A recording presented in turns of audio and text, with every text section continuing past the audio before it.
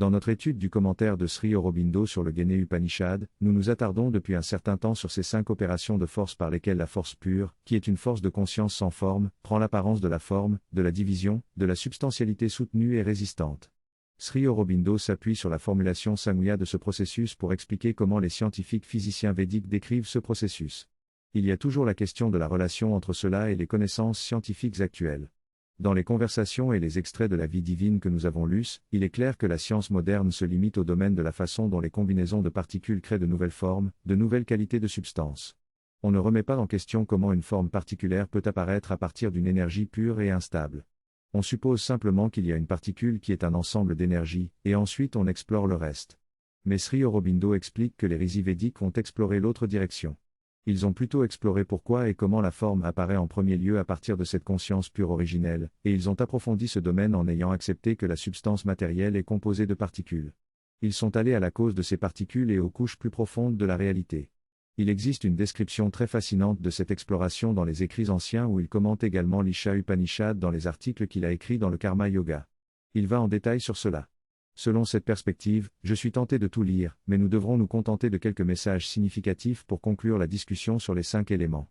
Le texte se présente ainsi et fait partie de son commentaire sur l'Isha Upanishad, la relation entre l'esprit et la matière dans son état causal ou Sid est admirablement exprimée dans l'image puranique de Vishnu, l'éternel Purusha endormi sur les vagues, endormi sur l'océan causal sans vagues qui est le lit sans fin du serpent Ananta, l'infini.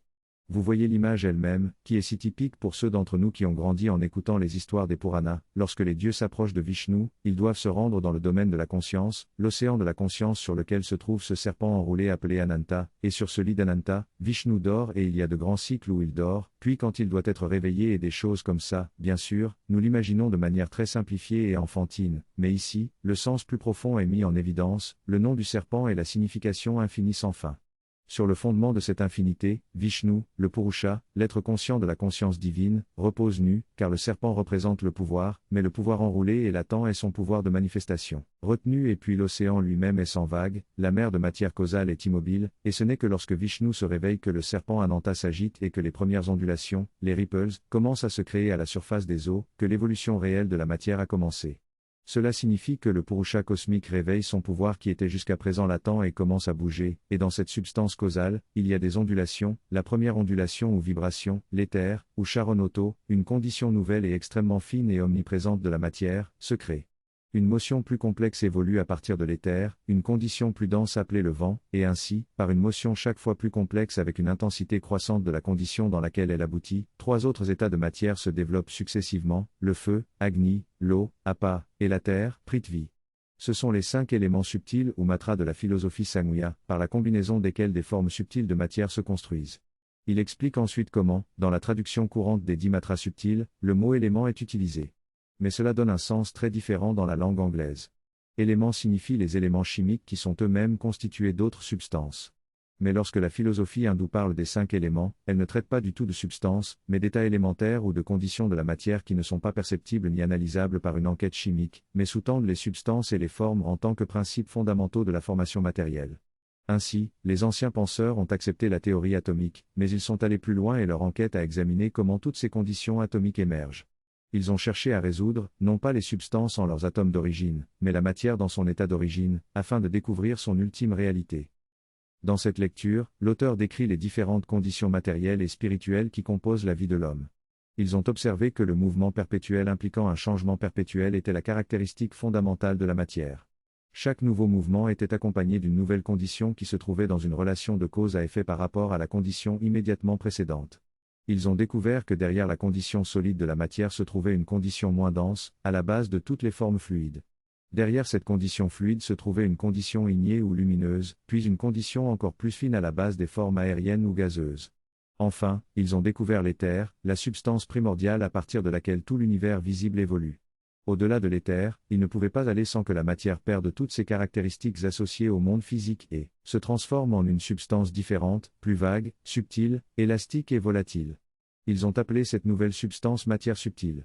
À partir de cette matière subtile, un monde entier de formes et d'énergie subtiles se développe, constituant l'existence psychique, le domaine des pensées, des émotions et des énergies vitales. Au-delà de la matière subtile, la matière perd ses caractéristiques subtiles et se transforme en une nouvelle substance, la matière causale. Dans chaque domaine, la conscience prend une forme différente et agit de manière différente en fonction des caractéristiques de la matière dans laquelle elle se meut. Dans la matière grossière, la conscience prend des formes plus solides et durables mais aussi plus lentes et entravées. Dans la matière subtile, la conscience prend des formes plus libres, rapides et flexibles mais aussi plus volatiles et changeantes. Dans la matière causale, la conscience ne fait qu'expérimenter l'existence blissful. Ainsi, ils ont donné les noms d'état de veille, d'état de rêve et d'état de sommeil à ces différents états de conscience. Ils ont également découvert que certaines facultés et fonctions de l'homme appartenaient proprement à chacun de ces états de conscience et aux états correspondants de la matière. La réalité est que toutes ces conditions de matière forment un continuum, de la plus haute, la plus subtile à la plus basse, la plus grossière, et en tant qu'être humain, nous traversons et utilisons toutes ces conditions à différents niveaux. Dans ce texte, l'auteur décrit les différentes dimensions de notre existence. Il explique que nos fonctions vitales et physiques sont limitées à la matière grossière et sont le résultat de la conscience travaillant à l'état de veille sur cette matière. Cependant, notre vie mentale appartient plutôt à l'état de rêve et est le résultat de la conscience travaillant sur la matière subtile. Lorsque nous quittons notre corps grossier lors de la transition appelée la mort, notre corps subtil opère librement dans les domaines subtils. Les limitations physiques dues à des problèmes dans le domaine physique disparaissent alors. L'auteur explique également qu'il existe une volonté d'être ou une jouissance de l'existence, qui est présente dans le monde causal, spirituel, libre dans le domaine subtil mais entravée lorsqu'elle agit à travers le corps grossier. Enfin, l'auteur souligne l'importance du sommeil dans la régénération et le renouvellement de notre être, où nous entrons en contact avec la conscience spirituelle pure pendant quelques instants et revenons progressivement à la pleine conscience à notre réveil. Le travail de H se divise en 3 niveaux, le physique, le subtil et le plus profond, le causal. Pendant notre sommeil, une partie de notre être se rend dans le domaine causal, touchant ainsi le Sachidananda, tandis que le reste dans le monde subtil et physique. Il est possible d'avoir une expérience de sommeil et de rêve continu, mais si les parties les plus élevées de notre être ne sont pas enregistrées. Parfois, le corps subtil peut se séparer partiellement du corps physique, ce qui peut entraîner des épisodes de somnambulisme. Cependant, même dans ces cas, la partie la plus subtile de notre être peut atteindre les domaines les plus élevés et toucher le Sachidananda. Il est donc possible, pour ceux qui se sont développés et éveillés dans les domaines supérieurs, de traverser consciemment ces niveaux et de vivre l'expérience revitalisante du Sachidananda. La mère, par exemple, avait la capacité de faire cela en seulement 15 minutes de sommeil état de transe. Cette capacité à être conscient et actif dans les domaines subtils et causaux nous rappelle que notre existence humaine traverse tous ces niveaux, même si nous ne sommes pas conscients de l'état le plus élevé. Grâce à la pratique du yoga, il est possible de se réveiller à cette réalité et de devenir pleinement conscient de tous les niveaux de notre être, du physique au spirituel. Le texte explique que notre conscience existe au-delà du corps subtil, dans le corps causal. Bien que nous opérions à travers le corps physique, notre conscience est éveillée dans toutes les parties où la vie spirituelle est libre.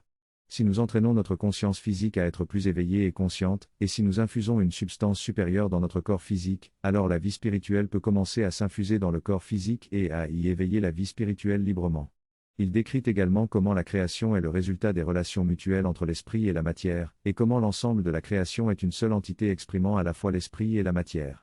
Le texte explique également la signification symbolique des éléments des Upanishads et comment le son est la première propriété évoluée de la substance matérielle. Il mentionne que la science moderne parle également des ondes comme la réalité sous-jacente de la substance. En utilisant les ondes, on peut créer ou détruire la matière, et c'est le contrôle ultime de la technologie. Aujourd'hui, grâce à la technologie, il est possible de manipuler un seul atome en utilisant des ondes lumineuses. Il n'est pas possible de le tenir avec un objet physique, car cela créerait une interaction entre les atomes. La seule façon de le tenir est d'utiliser des ondes de lumière qui créent un vide où l'atome est suspendu. Avec ces ondes, on peut déplacer et placer un seul atome à côté d'un autre. Cette technologie est utilisée dans le domaine médical, où les ondes sonores peuvent écraser des calculs rénaux sans opération chirurgicale. Les ondes lumineuses, quant à elles, permettent de modifier la peau pour la rendre plus jeune, d'enlever les rides, les taches et même de traiter les cataractes. Toutefois, toutes ces technologies sophistiquées se basent sur la manipulation des ondes pour créer ou détruire. Dans la théorie védique, on considère que l'éther est la substance de base sur laquelle opère le prana, une énergie vitale universelle. Le prana donne vie à la matière et à la conscience organisée. Si le prana se retire, la matière disparaît et il ne reste que du vide. Ainsi, l'utilisation des ondes permet de matérialiser ou de dématérialiser la matière selon le degré de modulation de leur énergie. On peut donc observer des objets totalement matériels, semi-transparents ou même totalement transparents selon la modulation de l'énergie utilisée.